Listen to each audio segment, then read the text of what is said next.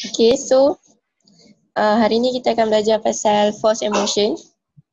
Okay, dalam tajuk ni first kali kita akan kenal pasti tentang distance, displacement, speed, velocity. So benda tu apa? Okay, so untuk distance ni adalah contohnya, okay, ni orang. Okay, kalau contoh dia bergerak macam ni, okay, daripada sini dia jalan ke sini, dia jalan ke sini dan sampai ke sini. Ni adalah distance. Okay. Tapi kalau dia ambil jarak yang macam ni, dia lalu ikut jalan yang hitam ni kita panggil displacement. Okay. So, untuk distance dan displacement, kalau kita ada tempoh masa, kita akan cakap dia sebagai velocity dan speed. Okay, untuk velocity kita akan ambil V sama dengan displacement over dengan time. Okay, sama juga dengan speed, tapi speed kita guna distance. So, okay, contoh kita tukar distance ni kita pakai X. X. Yang ni kita pakai D. Okay, kalau untuk speed kita akan ambil distance over dengan time. Okay. So, untuk uniform speed ni maksudnya speed tu kekal sama daripada awal sampai habis. Kalau contoh awal tu pergerakan dia 10 meter per second, sampai minit ke 10 saat pun dia akan guna 10 meter per second. Itu maksud uniform speed. Tapi kalau untuk uniform velocity ni sebab kita ada magnitude dengan direction. Magnitude ni maknanya perubahan daripada satu tempat ke satu tempat, and then direction tu pula dia tak stay kat tempat yang sama. Macam contoh, kalau kita buat macam ni okay, ni orang tu dia jalan macam ni. Okay, dia ada pergerakan, tapi pergerakan itu patah balik ke tempat asal dia. So bila patah balik kat tempat asal dia, maknanya dia tak ada magnitude. Dia tak ada perubahan. So bila tak ada perubahan, kita tak consider dia as velocity. So kat sini kita akan cakap velocity dia equals to 0. Tapi dia ada speed. Speed dia depend lah. Kalau contoh dia ambil masa untuk lalu jalan ni dalam masa 4 saat. Okay, satu ni 1 meter. So maknanya kita dapat speed dia bersama dengan 1 meter, 2 meter, 3 meter, 4 meter bahagi dengan 4 saat. So kita akan dapat 1 meter per second.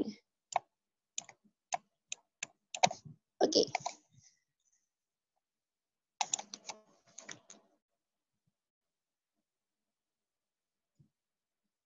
Okay. So kat sini kita akan tengok lebih dalam lagi untuk kita nak beza daripada segi pergerakan dia. Okay, kalau contoh nampak kereta ni kan, pergerakan dia bulat. So bila pergerakan dia bulat, kita tahu direction dia tak sama. Sebab apa? Bila contoh kita buat kereta, kita nak pusing steering kereta tu kan. Kita akan pusing, contoh kalau bulatan ni, kita akan pusingkan steering kereta tu ke kanan. So bila kita pusing steering kereta tu ke kanan, maknanya kita ada perubahan direction. Maknanya direction kita makin ke kanan.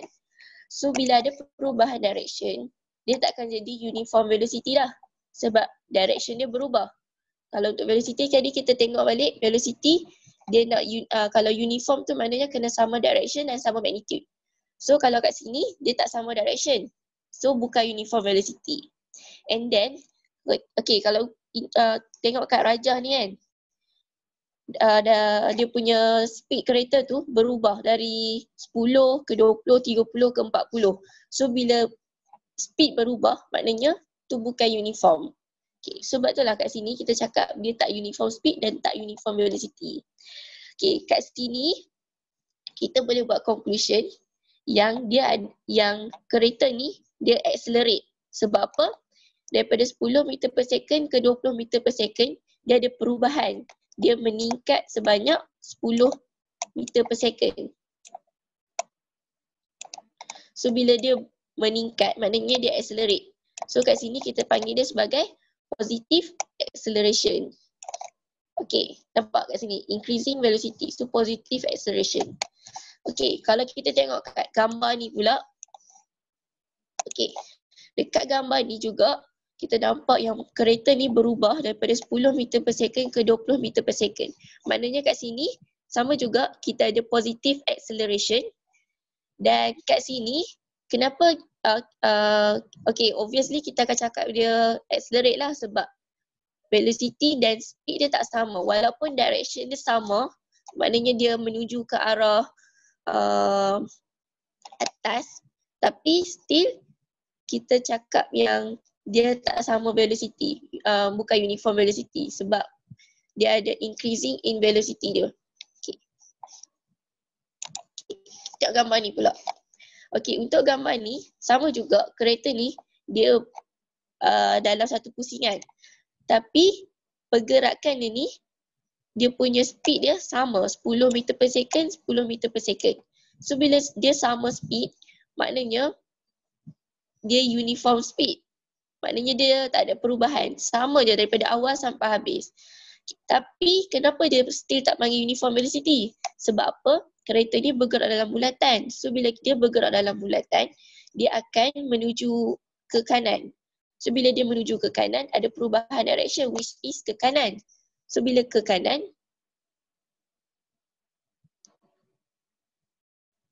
dia dah ke kanan, maknanya direction dia berubah, jadi dia bukan uniform velocity. Okay, tapi magnitude dia still sama, 10 meter per second. Okay, next untuk gambar ni pula. Okay, untuk gambar ni pula, sama juga. Okay, magnitude dia sama, 10 meter per second, 10 meter per second, velocity dia tak berubah. Tapi direction itu still sama, dia bergerak macam ni je. Okay, dia punya direction tu sama. So bila direction dia sama, maknanya kita ada uniform velocity lah sebab direction and magnitude sama daripada awal sampai habis. So kat sini baru kita boleh cakap yang dia ada uniform speed dan uniform velocity. Dan kat sini juga kita akan cakap yang kita ada zero acceleration. Sebab apa kat sini? Dia tak accelerate langsung. Maknanya speed dia sama daripada awal sampai habis. Dia tak accelerate. So bila tak accelerate, kita cakap dia zero acceleration. Okay, so kita move to soalan. Okay, uniform velocity tu macam mana? Okay, uniform velocity tu bila mana magnitude dengan direction sama. Okay, maknanya macam contoh kereta ni kan. Daripada awal sampai habis magnitude ni, sebenarnya kita nak cakap pasal velocity, magnitude of velocity. Maknanya tak berubah. Uniform velocity tu hal laju seragam. Maknanya dia samalah daripada awal sampai habis. 10, 10, 10, 10. Okay, direction tu direction lah. Arah dituju ke mana kan. Okay, so faham eh?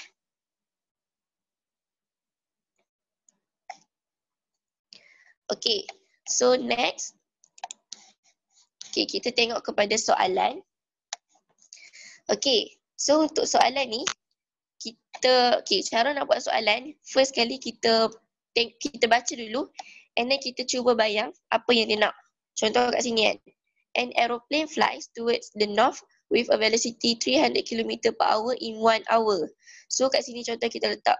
Okay, ni kapal terbang tu. Okay, dia bergerak ke atas. Okay, velocity dia 300.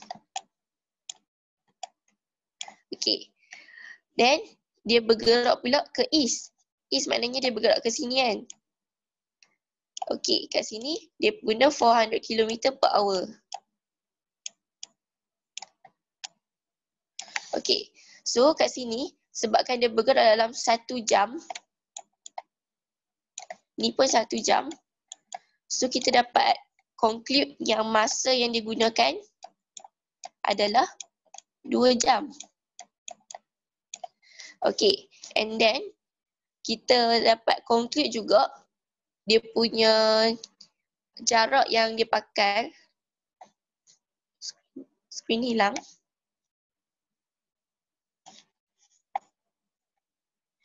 Okay, kita dapat yang jarak yang digunakan kat sini. Okay, ni 300. Okay, ni 300 km per jam. Ni 400 km per jam. So, dia guna dalam masa 1 jam. Maknanya kita dapat kat sini dia gerak 300 km. Ni dia gerak 400 km. So, total distance dia pakai. Ni distance Distance dia adalah 700.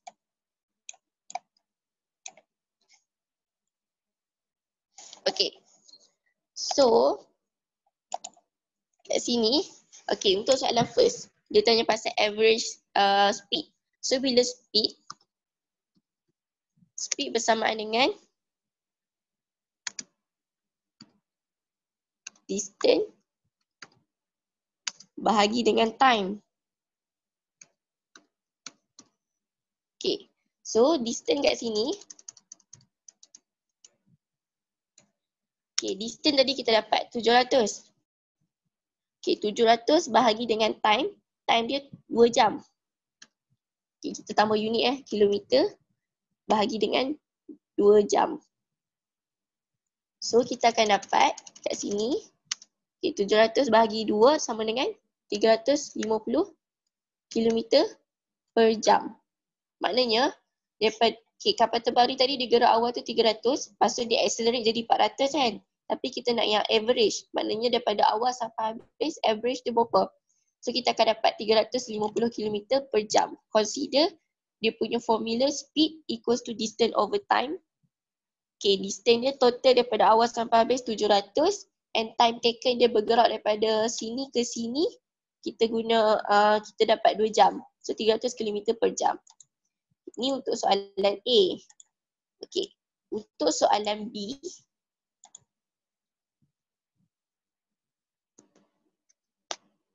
Okay, untuk soalan B.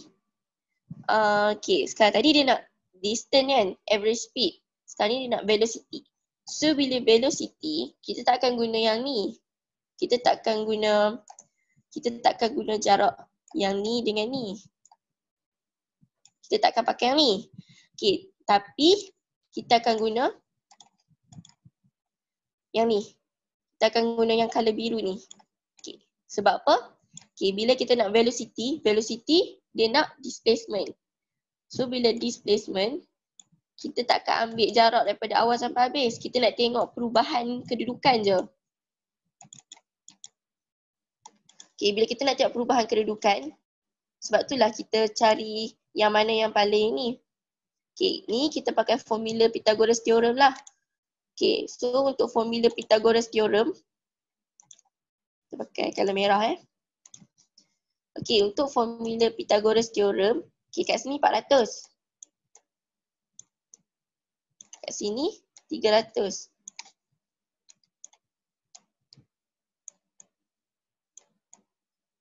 Okay, so macam mana nak cari yang color biru ni?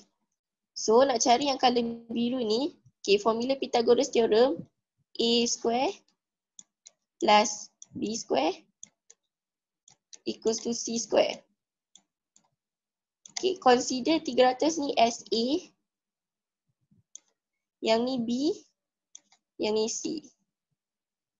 Okay, so okay, after calculation, kita tekanlah calculator kan. Kita akan dapat C ni equals to 500. Okay, so bila kita dapat C equals to, laju okay, sorry so bila kita dapat C equals to 500, okay, pakai A square plus B square equals to C square. Okay, maknanya 300 square dapat 300 square 300 square tambah 400 square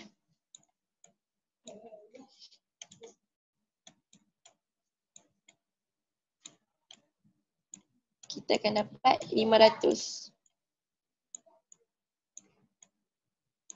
square. Tapi kita tak nak yang square tu, kita nak C kan. So kita dapat 500.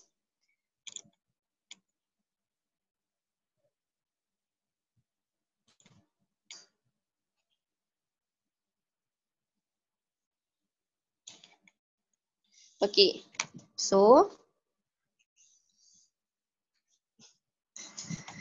So sekarang ni kita nak average velocity. So velocity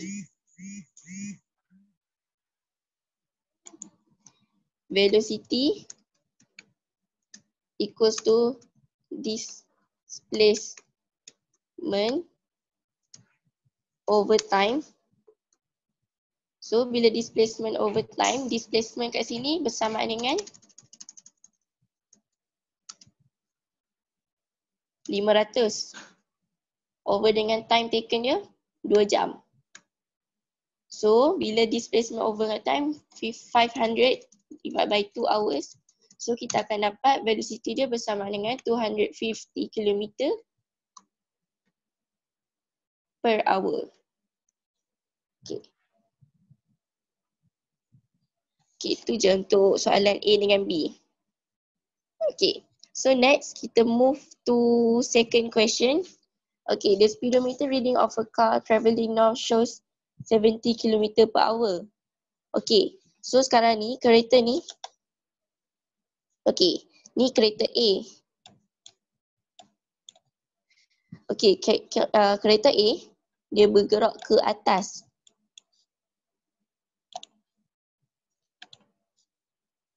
Dia bergerak ke atas. Meanwhile, kereta B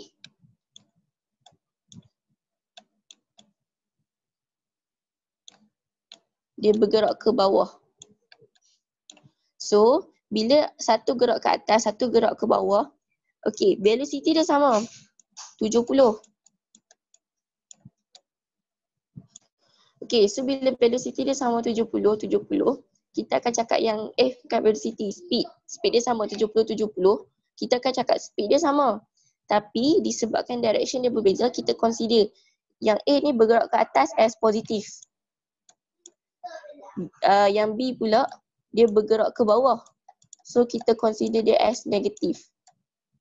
So kita nampak kat sini, value untuk velocity dah berubah. Sebab apa? Direction untuk A dengan B ni tak sama. Satu ke atas, satu ke bawah. Sebab tu kita cakap dia ada sama speed tapi tak sama velocity. Walaupun speed dia sama tapi dia still tak sama velocity disebabkan direction yang berbeza. Tak faham.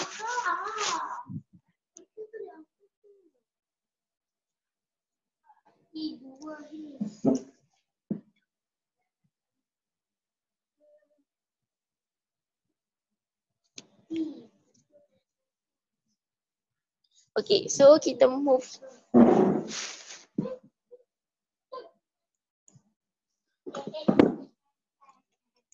Okay, so tu untuk dua soalan tadi. Okay, so kita dah habis untuk tajuk linear motion. Next kita akan move to ticker timer. Okay, untuk ticker timer ni, okay, apa yang kita nak kena tahu pasal ni?